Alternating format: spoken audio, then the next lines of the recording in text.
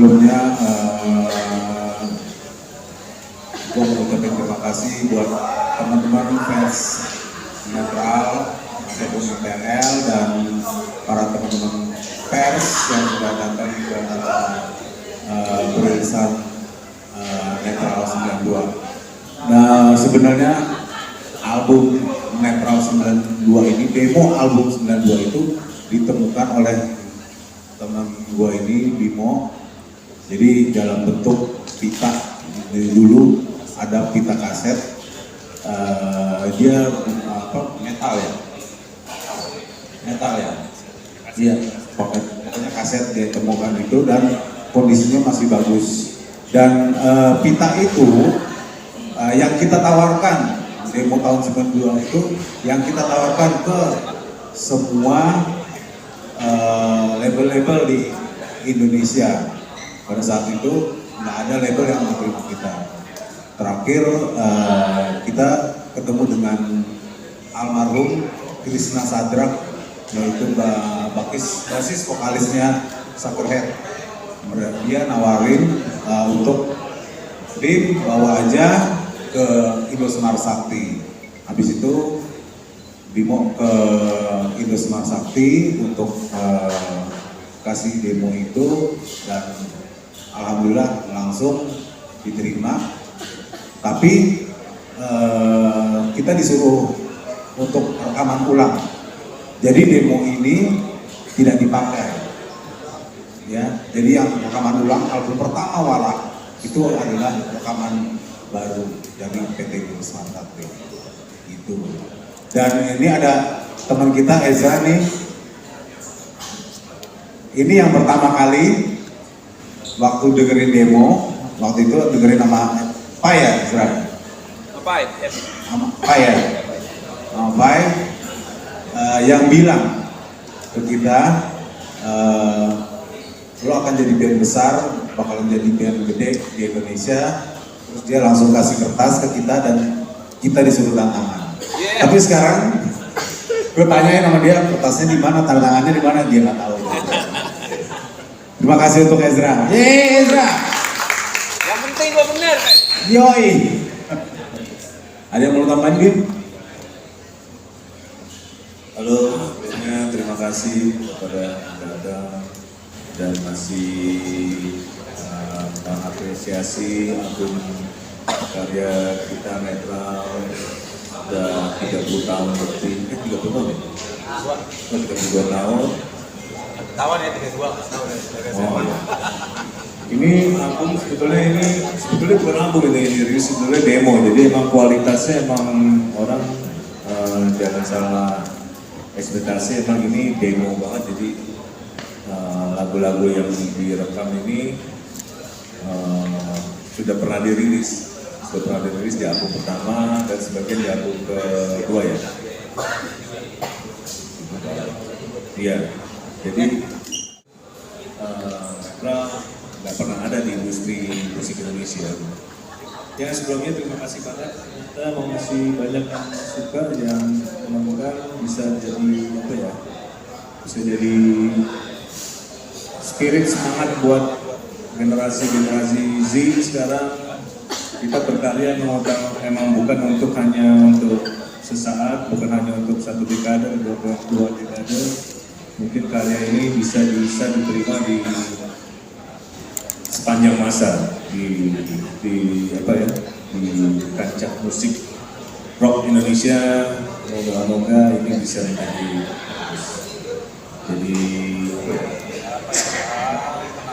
kenang-kenangan dan panutan lah. Pokoknya ya kita harus berkarya jujur, nggak usah terlalu banyak apa yang dipikirkan, tidak harus banyak ambisi atau gitu. Pokoknya ya kita berkarya sesuai dengan kemampuan kita dan originalitas kita. Oke, terima kasih sebelumnya teman-teman semua yang sudah datang ke sini. Thank you juga Glenn, ini teman berjuang dulu zaman kita masih di Lebak Bulus ya, dari PJ sempat ikut jadi vokalis ya juga. Dulu nih Glenn sempat mau dijadiin vokalis netral dulu nih. Karena dulu bagus nyanyinya ngaco sambil main bass dulu. Wah lu kayak mesti cari penyanyi nih Gus, lu ngaco banget main bass sampai nyanyi lu. So Glenn akhirnya ditarik. Terus sempat latihan ya sama Miten LU3 ya. Terus tiba-tiba gimana, terus tiba-tiba berubah pikiran. Kalau zaman dulu kan nggak ada sosmed, nggak komunikasi kan susah. Tentu ngilang gitu aja. Ya udah. Oh ya, ada dua mestinya yang original ya, yang kita bisa tampilin. Cuman yang pertama di saat dia lagi main di acara Thailand. Yang kedua ya Al-Fatihah untuk almarhum Miten yang sudah mendahului kita.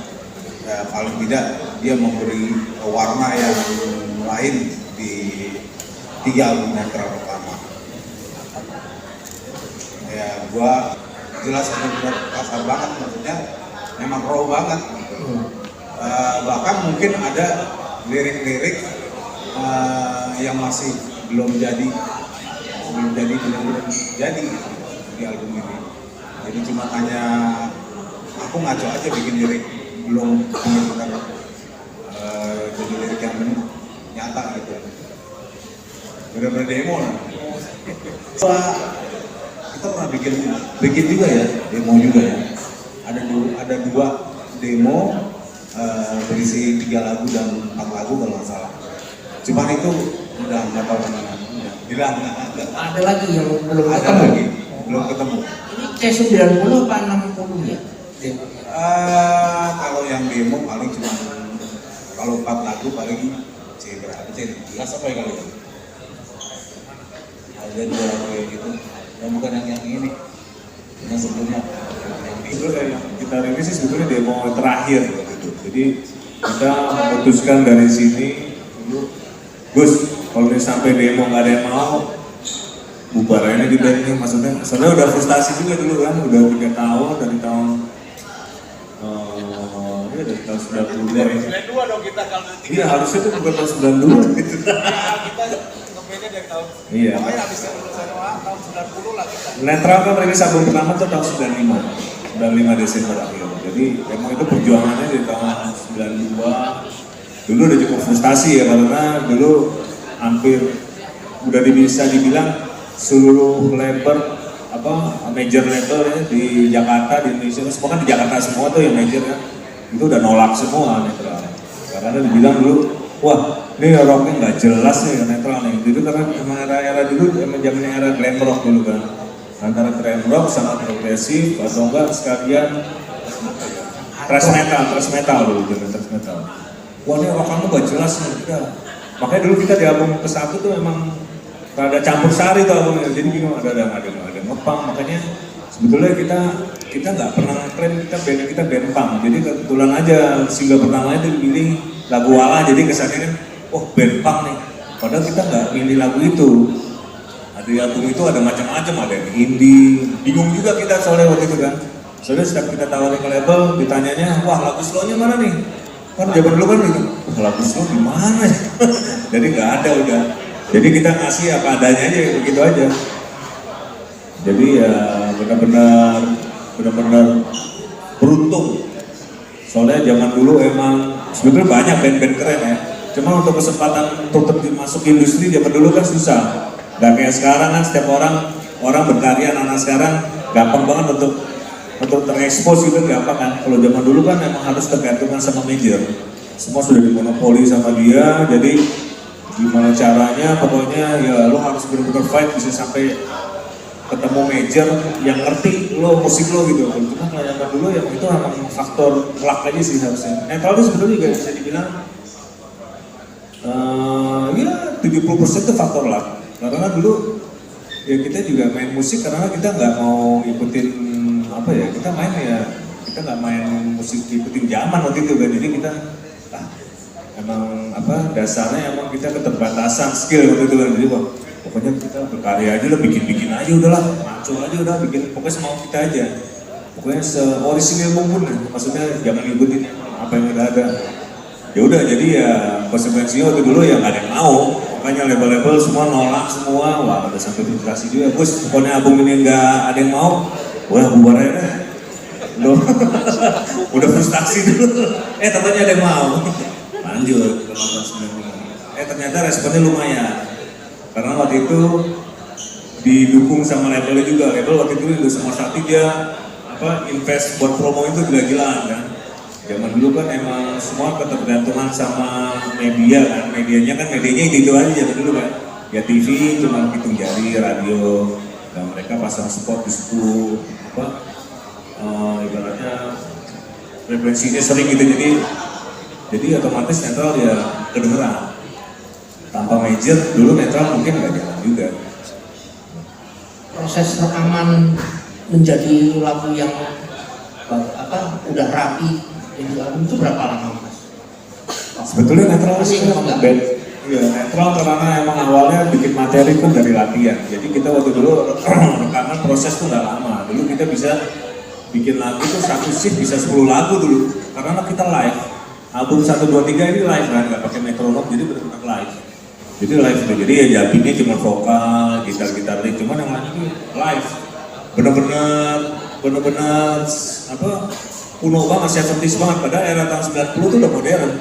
Cuman kita nggak tahu kan, rekaman harus pakai metronom, nggak tahu, karena kita bikin lagunya kan di studio latihan, emang itu asli ngejam, jadi bener-bener band pure band, bener-bener band garas gitu, ibaratnya bisa dibilangnya, alternatifnya itu.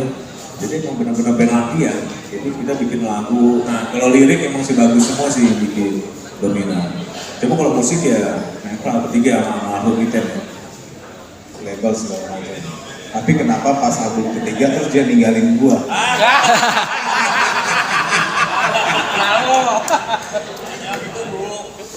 Baru juga gua tanyain. Ini baru satu nih. Yang kedua, kenapa lo ambil nama netral lagi? Iya.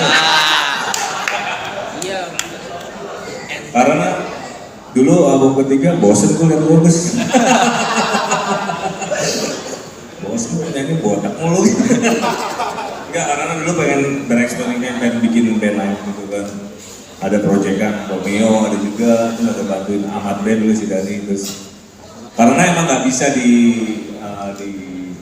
dituangkan di musik netral gitu kan. Karena netral emang udah terbentuk kan, udah identikal, maksudnya udah punya warna kalau gitu. Emang bagus musiknya ini juga harus gitu kan. Ya namanya orang bereksperimen kan, gitu kan. Iya bos, nanti kan udah ngetop. Bagus netral. Jadi emang netral tuh sebetulnya emang band, bukan band fashion ya. Dulu emang kita band, maksudnya ya dari keterbatasan dari keterbatasan semuanya lah. Kita emang gak ada basic di musik, kita modal nekat aja. Cuman kita dulu juga band-band cover juga, kita bawain covernya bandnya tuh ya band-band 70s ya, kayak Jimi Hendrix, pokoknya yang gampang-gampang. Wah gue bisa nih. Selalu waktu rock dari dia nih, tahunya Black Sabbath, Jimi Hendrix, tapi dari dia. Kalau gue dulu tuh lebih ke ini sih, lebih apa ya? Ya yang 70s. Dipilih juga berdasarkan apa ya? Apa gue sih dulu? Apaan aja paling asik. Ya filosofi netral itu sebetulnya ya sifatnya yang apa ya, yang easy going lah. Itu sifat yang baik gitu ya, sifatnya netral, bisa kemana-mana, bijaksana gitu. Apalagi sekarang kan sering disebut-sebut tuh netral. GR juga sih di TV kan. Kita harus netral. Wah, band gue nih tahun 92. Jadi netral itu Gus, itu nggak sembarangan Gus namanya Gus. Jadi harus yang paham benar-benar. Emang musiknya beda. Kalau sekarang kan NTRL bagus, jadi mereka udah punya color sendiri kan. Jadi lo lebih harus lebih identik dengan NTRL. Kalau netral ya netral di musik lo. Emang itu harus betulnya apa ya? Ini keuntungannya buat lo juga Gus. Jadi lo ada netral, ada NTRL, ada dua. Ada dua project. Lalu tinggal ngomongin sama Coki deh. Gua lagi kan? Iya, sebetulnya sama sih. Menurut saya dari netral, cuma kan secara proses kreativitas kan otomatis kan pasti berbeda kan. Kalau dulu sama Miten, energi, cuma bagus sekarang lebih menyesuaikan ke NTL. Maksudnya lebih modern lah. Kalau netral tuh lebih vintage lah, maksudnya lebih original, maksudnya lebih awal gitu. Karena emang konsepnya udah NTRL Gus gitu. Betulnya sama aja sih, betulnya. Cuman ya apanya ya istilahnya? Energinya beda. Cuma penyanyi sama, Dede juga. Sudah mulai perubahan sih. Liriknya udah lebih ke yang positif. Kalau tahun masih sama dia masih negatif. Masih kena substansi yang banyak. Ya kalau di lirik NTRL gue lihat si Bagus sudah semakin komersil kan. Jadi lirik itu semakin mudah dicerna. Kalau dulu pas di era netral tuh emang sedikit absurd. Ya, jadi lebih. Gua aja nggak ngerti. Dia juga bingung kadang ngomong apa, dia nggak tahu dia ngomong apa. Makanya emang itu emang lebih ke puisi, lebih ke arti dia maksudnya. Jadi ya semakin kesini semakin tua semakin sadar komersil gitu. Masih bersikap sama karena dari awal dengan netral, gua, Bimo dan Ahmad Maniten itu selalu bikin ngejam. Kita ngejam, ngejam ada chord atau gua ada chord, kita main bareng-bareng. Bimo ada beat, kita ikutin beatnya dia. Terus gua nyanyi asal aja, ya Inggris nyamuk lah atau Inggris ikan. Yes, no, ya, in the sky, in the glow, in the sky. Habis itu baru gue sesuaikan lagunya yang cocok apa nih dengan beat itu, irama itu gue sesuaikan. Gue cari berikutnya. Di NTRL pun juga seperti itu. Kita ngejam bareng gitu. Jadi ya basicnya ya kita ngejam bersama. Kalaupun bawa chord ya bawa itu lagu gak sepenuhnya lagu, hanya sepenggal nanti kita gabung lagi, kita jam lagi.